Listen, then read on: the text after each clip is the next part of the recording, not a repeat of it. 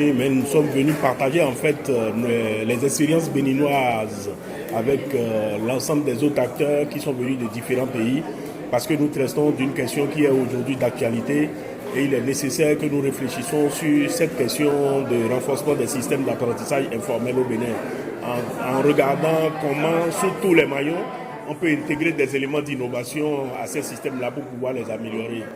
Bon, en fait, ce que je peux dire déjà, ce genre de rencontre a deux objectifs. L'objectif, c'est de réfléchir ensemble pour voir des solutions communes. Et puis l'autre, c'est de créer des réseaux, des relations.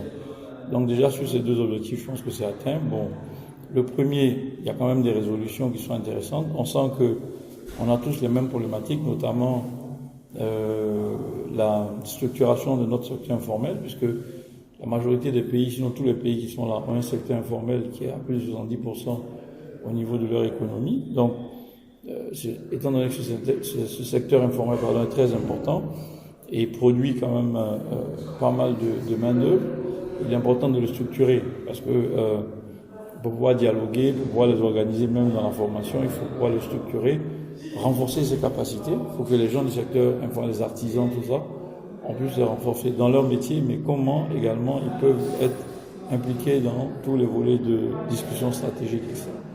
Surtout, on est dans le cadre de la modernisation de notre système d'apprentissage informel. Donc, les thèmes cadrent parfaitement avec les préoccupations de nos gouvernants.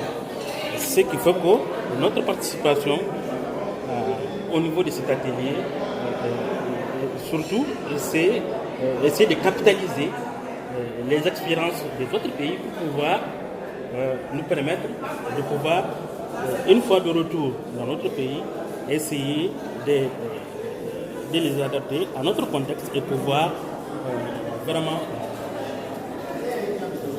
finaliser cette action qui a été engagée dans le cadre de la modernisation du système de formation par apprentissage.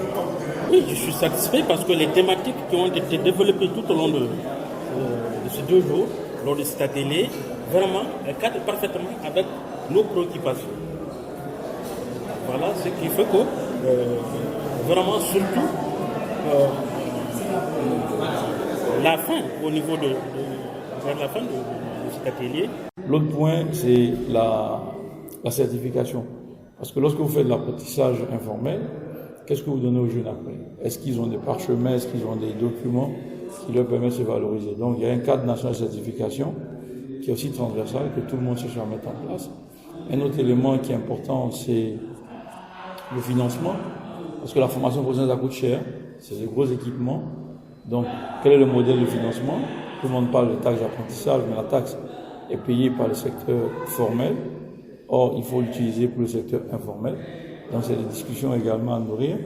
Un autre point, c'est comment utiliser tout le système de digitalisation, de numérisation pour pouvoir faire monter en compétence le secteur informel. Donc, il y a ça aussi qui a été décidé. Et aussi, un autre point, c'est le cadre de concertation entre les différents acteurs et les outils de suivi-évaluation, parce que souvent, on met des jeunes en formation et après, on ne voit pas ce qu'il y a derrière. Et un point qu'on a discuté sur la base de l'expérience que nous on a fait et le Nigeria, c'est les études d'impact. Une étude d'impact, c'est quoi? C'est de voir est-ce que le projet apporte quelque chose de plus. C'est différent de dire, bon, à la fin du projet, on téléphone et puis on voit si les jeunes sont embauchés. C'est pas ça. L'étude d'impact va vous dire, est-ce que si le projet n'était pas là, le jeune allait avoir la même situation. Donc ça, c'est important que nos décideurs fassent des études d'impact pour pouvoir améliorer les projets qu'ils vont mettre. Maintenant, un point qui est ressorti, c'est qu'on essaie de voir comment ce groupe qu'on a, il y a au moins 200 participants de 17 pays, comment on peut faire vivre ce cadre de réflexion-là de façon à nourrir d'autres échanges pour pouvoir aider chaque pays à avancer dans ses décisions. Le Bénin, plus que jamais, une référence en matière de mise en place des dispositifs d'apprentissage informel. Depuis plus d'une vingtaine d'années, nous investissons en fait dans ce secteur, quand bien même les moyens qu'on y met ne sont pas des moyens très importants. Je crois qu'on représente une référence en matière de mise en place des dispositifs de formation par apprentissage. dans le secteur informel. Et c'est cette expérience-là qu'on a partagée réellement avec les autres acteurs en tenant compte qu'eux-mêmes, ils ont aussi des expériences à vendre avec nous de façon à construire progressivement un programme sous-régional que le Bénin pourrait abriter qualité de hub, c'est-à-dire point focal et détenant en fait l'opportunité du secrétariat permanent qui pourrait être abrité par la dette, parce que la dette aujourd'hui a rang de direction générale qui coordonne l'ensemble des initiatives dans ce secteur.